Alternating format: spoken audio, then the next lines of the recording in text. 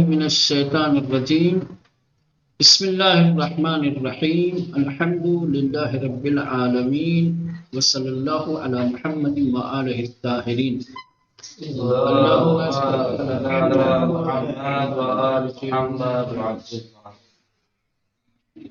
چلے نکات پڑھ رہے تھے۔ تیسرا نقطہ جو آج ہے، تیسری قابل توجہ بات، قوس عجیب صعودی و نزولی انسان کی بلندی اور انسان کی پستی کا عجیب و غریب راستہ۔ یہ قوس کہتے ہیں آسمان پہ برسات کے دنوں میں جو آسمان پہ سترنگی دھنس کی شکل میں عکس اور تصویر ابھرتی ہے، اس کو کہتے ہیں قوس۔ قوس یعنی دھنس،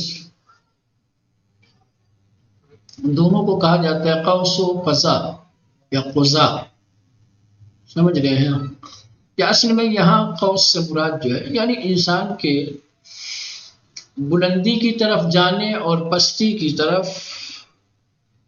آنے کا راستہ یا عجیب و غریب قوس۔ قوس سے مراد یہاں پہ وہی راستہ ہے، سمجھ رہے ہیں کہ اللہ کی جتنی بھی مخلوقات ہیں ان میں سے انسان کے کمال اور بلندی کی طرف جانے اور ضلالت اور پستی کی طرف آنے کا جو فاصلہ ہے وہ عجیب و غریب ہے، وہ دوسری مخلوق کے لیے نہیں ہے۔ دوسری مخلوق جس سطح پہ ہے مولانا، جس درجے پہ ہیں، جس مقام پہ ہیں، وہ وہیں رہ سکتے ہیں، یا بہت تھوڑی بہت بلندی حاصل کریں گے یا تھوڑی بہت پستی، لیکن انسانوں کے صعود و نزول میں انسان کی بلندی اور پستی کے درمیان بڑا فاصلہ ہے۔ انسان اگر بلند ہونا چاہے، بلندی کی طرف جانا چاہے، ترقی کمال کی طرف اگر جانا چاہے تو فرشتوں کی صفوں سے بھی آگے نکل سکتا ہے، فرشتوں سے بھی کامل، اکمل، افضل، برتر، بہتر، بلند ہو سکتا ہے۔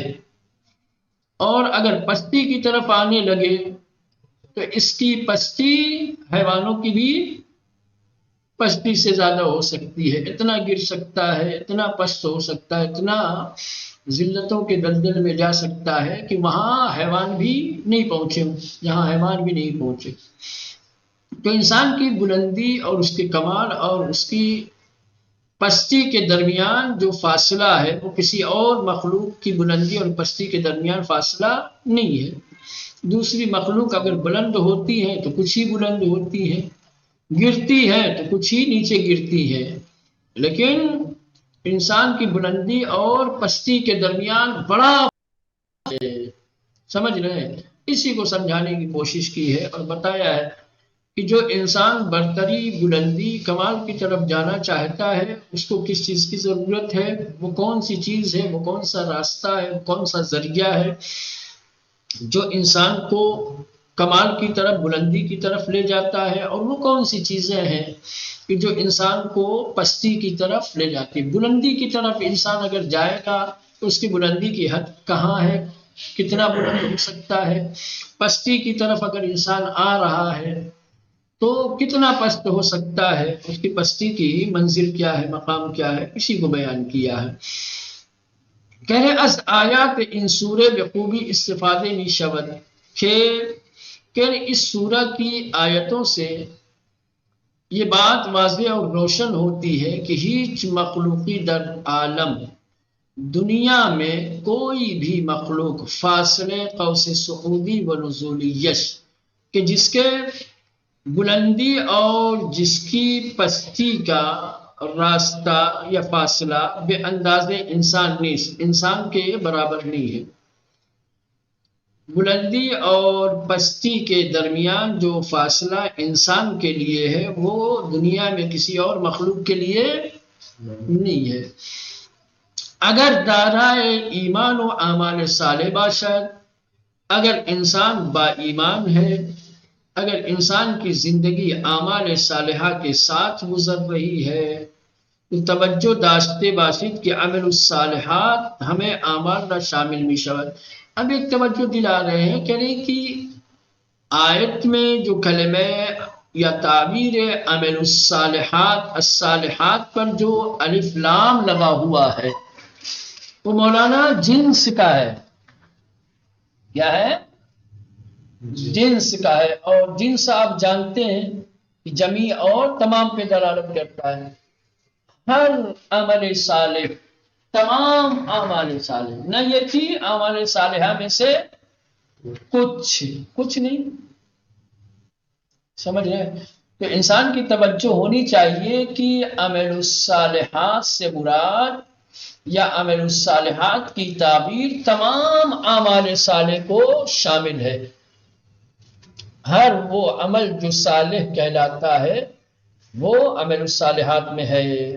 نہ بعضیرہ، نہ کہ الصالحات سے مراد بعض اعمال صالحات. سمجھ رہے ہیں؟ تو ایمان اور تمام اعمال صالح اگر یہ انسان کے اندر ہیں تو برترین خلق خدا، کیا خیر البریہ یعنی بہترین خلق خدا ہو جائے گا. پھر مخلوقات خدا میں اس سے افضل اور اس سے برتر کوئی مخلوق نہیں ہو سکتی. بس یہ دو چیزیں، ایمان اور اعمال صالحہ. اعمال صالحہ میں بھی مولانا تمام اعمال صالحہ، نہ کہ کچھ. اگر انسان صحیح ایمان رکھتا ہے، اس کا ایمان پختہ ہے اور ایمان صحیح ہے اور تمام اعمال صالحہ کی طرف اس کی توجہ ہے اور تمام اعمال صالحہ کو انجام دیتا ہے، تو پھر وہ برترین خلق خدا ہے. خلق خدا میں سب سے افضل اور برتر ہے. اگر راہ کفر و ضلالت و لجاج و عناد را بپوید، اور اگر انسان خدا نخواستہ کفر و ضلالت کا، لجاجت کا، عناد کا، دشمنی کا، ہٹ دھرمی کا راستہ اگر طے کرتا ہے تو اس طریقے سے گرے گا کہ بدترین خلق خدا می شود، کہ پھر وہ مخلوقات میں سب سے بدتر ہو جائے گا. دیکھیں مولانا، بلندی یہ ہے کہ سب سے بہتر خلق بن سکتا ہے، پستی یہ ہے کہ سب سے بدتر مخلوق بن سکتا ہے. سب سے افضل مخلوق بننے کے لیے ایمان کے ساتھ ساتھ تمام اعمال صالحہ کی انجام دہی لازم ہے.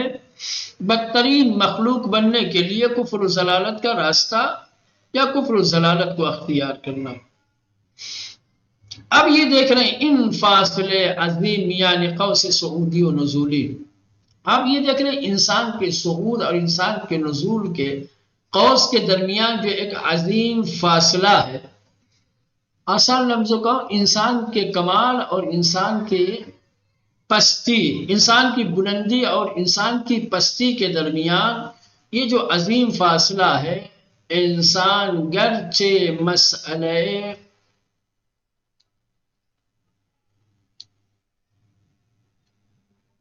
کیا ہے مولانا؟ کیا لکھا ہے آپ کی کتاب میں؟ حساس و خطرناکی ولے دلالت بر عظمت مقام نوع بشر و قابلیت تکامل او دارد ہے. ہاں، کہہ رہے ہیں کہ آپ انسان کی بلندی، اس کے کمال اور انسان کی پستی کے درمیان جو عظیم فاصلہ ہے، اگر آپ اس کو دیکھیں تو یہ فاصلہ بڑا ہی حساس اور خطرناک ہے. لیکن یہ انسان کے مقام، اس کی عظمت اور اس کی قابلیت پر دلالت کرتے ہیں. یعنی انسان کے اندر دونوں قابلیت ہے، انسان کے اندر دونوں استعداد، دونوں صلاحیت ہے. جس مقام پر انسان جانا چاہے وہ مقام اس کے لیے ممکن ہے. مقام کمال تک پہنچنا چاہتا ہے تو مقام کمال تک کی استعداد اور صلاحیت انسان کے اندر ہے. اگر مقام نزول اور انسانوں سے بدتر یا بدترین مخلوق خدا تک اگر پہنچنا چاہے تو یہ بھی انسان کے لیے ممکن. یہ چیز یا یہ صلاحیت، اس چیز کی قابلیت انسان کے علاوہ کسی اور مخلوق میں نہیں پائی جاتی. کمال ہو یا یوں کہا جائے کہ صعود و نزول کی قابلیت اور صلاحیت انسان کا خاصہ ہے. انسان کے لیے یہ دونوں چیزیں ممکن ہیں. صعود کرنا چاہے، صعود اور نزول یہ دو کلمے ہیں. صعود کا مطلب ہوتا ہے نیچے سے اوپر کی طرف جانا، نزول کا مطلب ہوتا ہے اوپر سے نیچے. صعود اور ایک ہے نزول. صعود کیا ہے مولانا؟ نیچے سے یہ اوپر جا رہے ہیں آپ. نزول کیا ہے؟ اوپر سے نیچے آ رہے. نزول قرآن کہ آسمان سے اترا ہے، اوپر سے آیا، اس کو نازل بولا. جو چیز اوپر سے نیچے آتی ہے اس کو کیا ہے؟ نزول کہتے ہیں. اور جو چیز نیچے سے اوپر جاتی ہے اس کو صعود. تو انسان کے اندر دونوں صلاحیتیں، صعود کی بھی صلاحیت ہے اور نزول کی بھی صلاحیت ہے. دونوں کی قابلیت ہے. صعود کرنا چاہے تو اس کے لیے ممکن ہے، اس کے اندر یہ قابلیت ہے، اس کے اندر یہ صلاحیت ہے. نزول کرنا چاہے، اوپر سے نیچے آنا چاہے تو یہ بھی انسان کے لیے ممکن ہے. تو کہہ رہے ہیں کہ اگر سے صعود و نزول کیا ہے، یہ بڑا حساس اور بہت ہی خطرناک راستہ ہے، اور ان دونوں کے درمیان جو فاصلہ عظیم ہے وہ واقعی بڑی حساس اور خطرناک ہے. لیکن یہ دلالت بر عظمت مقام نوع بشر، نوع انسانی کے مقام کی عظمت و قابلیت تکامل اور اس کے اندر پائے جانے والے تکامل کی قابلیت پر دلالت کرتا ہے. یعنی انسان کے اندر یہ قابلیت اور یہ لیاقت ہے تکامل کی. کیا لکھا ہے مولانا؟ وہ طبیعی کی در کنار چنین قابلیت و استعداد فوق العادی امکان تنزل و سقوط فوق العادی نیز باشد. تو جس طریقے سے انسان کے اندر تکامل کی، صعود کی قابلیت ہے، اسی طریقے سے یہ بات طبیعی ہے کہ ایسی قابلیت اور ایسی حیرت انگیز استعداد اور لیاقت کے باوجود انسان کے اوپر سے نیچے آنے، جس کو نزول کرتے یا سقوط، گرنا، یہ بھی انسان کے اندر ہے. یعنی بتانا یہ چاہتے ہیں کہ انسان کے اندر صرف صعود کی قابلیت نہیں ہے کہ انسان صرف اوپر جا سکتا ہے. جس طریقے سے انسان کے اندر حیرت انگیز صعود کی قابلیت ہے، بلندی کی طرف جانے کی لیاقت ہے، اسی طریقے سے انسان کے اندر سقوط کرنے اور پستی کی طرف آنے کی بھی لیاقت ہے. اور دونوں کو بتا دیا ہے کہ صعود کیسے حاصل ہوگا، نزول کیسے ہوگا. ٹھیک ہے، اوپر بیان کیا ہے. اگر آپ تکامل کرنا چاہتے ہیں، اپنی صلاحیت کو اگر صعود کے راستے میں استعمال کریں گے تو کمال حاصل ہوگا، برترین مخلوق بن جائیں گے. اور اگر آپ اپنی لیاقت، اپنی قابلیت کو نزول کے راستے میں لگائیں گے تو مولانا بدترین مخلوق خدا تک پہنچ جائیں گے. چلے یہ بات تمام ہو گئی. اب کچھ دعائیہ کلمات ہیں، دعائیہ کلمات پڑھتے ہیں اور بات کو تمام کرتے ہیں. خدا بندہ برائے رسیدن بے مقام شامخ خیر البریہ، از لطف تو استمداد می طلبیم. پروردگارا، خیر البریہ کے عظیم اور اعلیٰ مقام تک پہنچنے کے لیے ہم تیرے لطف سے مدد کے طلبگار ہیں. اپنے لطف و کرم سے ہمیں خیر البریہ کے عظیم مقام تک پہنچنے کی توفیق عنایت فرما۔ پروردگار ہمارا از شیعیان و پیروان ان بزرگ مردی قرار دہ کی برائے عنوان از ہمیں شائستہ تر۔ پروردگار ہمیں اس عظیم مرد کے شیعوں اور پیروکاروں میں قرار دے کہ جو اس عنوان، کون سا عنوان؟ یعنی خیر البریہ، جو خیر البریہ کے عنوان کے لیے سب سے لائق اور شائستہ اور مناسب ہے، یعنی امیر المومنین علیہ السلام، یعنی حضرت علی علیہ السلام کے حقیقی شیعوں اور پیروکاروں میں ہمیں قرار دے کہ جو خیر البریہ کا مصداق کامل ہے۔ بار الہ چنان اخلاصی مرحمت کن کہ جستورا نہ پرستیم و بغیر تو عشق نہ ورزیم۔ خدایا ہمیں ایسی اخلاص کی دولت عنایت فرما، ایسا اخلاص عطا فرما کہ تیرے سوا کسی اور کی عبادت اور پرستش نہ کریں، اور تیرے علاوہ کسی اور کی محبت اور عشق کو اپنے دل میں جگہ نہ دیں۔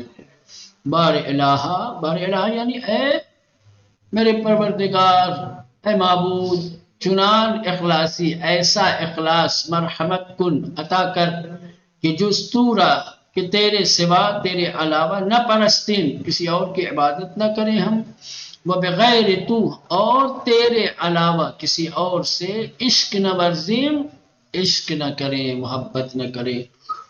ہماری تمام محبتیں تجھ سے وابستہ ہوں، ہمارا ہر عمل تیرے لیے ہو، ایسا اخلاص عنایت فرما، آمین یا رب العالمین۔ پایان سورہ بینہ۔ سورہ بینہ تمام ہو گئی، ٹھیک۔